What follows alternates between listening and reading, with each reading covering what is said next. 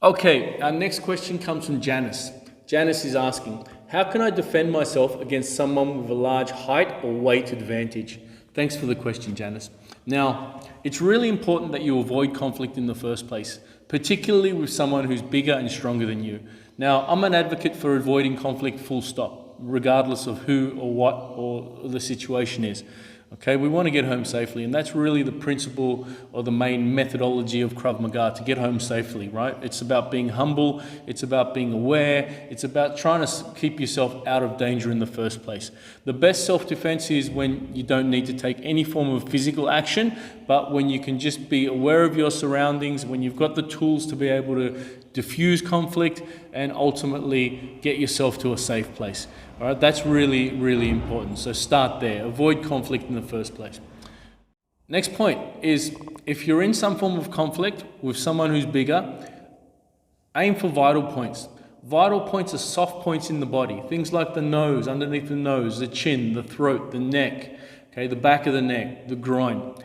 Any guy would know that if you've been struck in the groin with a very strong, solid, direct attack, you know what it feels like. So attacking soft points that can't be strengthened is a tool that can give you an equalizer. Basically, attack aggressively, attack fast, okay? Use your natural ability. If you're smaller, you generally can be faster, so use that natural ability, okay? Develop that aggression with your striking and be fast, be first, and be furious when you do it, fierce. Force multipliers. Something in your environment that can give you an advantage. Something like a stick. A stick has length, right? So you can use it to keep the person away, okay? You can use it to generate power and hit the person in the body or in the head, okay? Not that I'm suggesting you do that, but in the worst case situation, you can use a tool like a stick.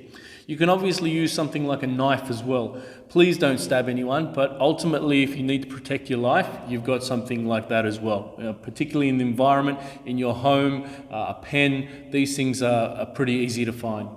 Other tools can be things like throwing objects, potentially a rock on the floor, maybe a bottle.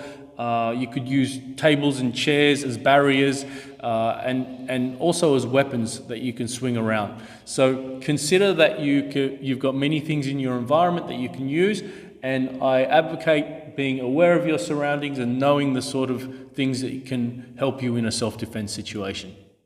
As mentioned before, you need to fight aggressively, you need to be fast.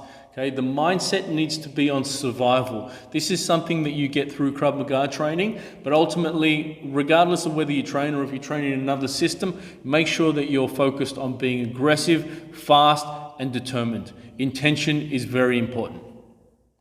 Avoid wrestling and don't get hit. Okay, you definitely don't want to wrestle with someone who's bigger and stronger than you. They have an advantage. You definitely don't want to be hit. So make sure that you're evasive, make sure that you use your space, okay, and keep space, and do your best to get away from the person. If you hit, use your strikes to create an opportunity for yourself to run, okay? You can hit, neutralize the opponent, or make them defensive and give yourself an advantage to create that space and potentially run away or get a weapon in your hands or get to safety somewhere, okay? That's important. Another thing to keep in mind is to have the element of surprise. Particularly if someone's bigger and stronger than you, if you play it the right way, they may feel like they've already won. Now, this may help you avoid the conflict in the first place.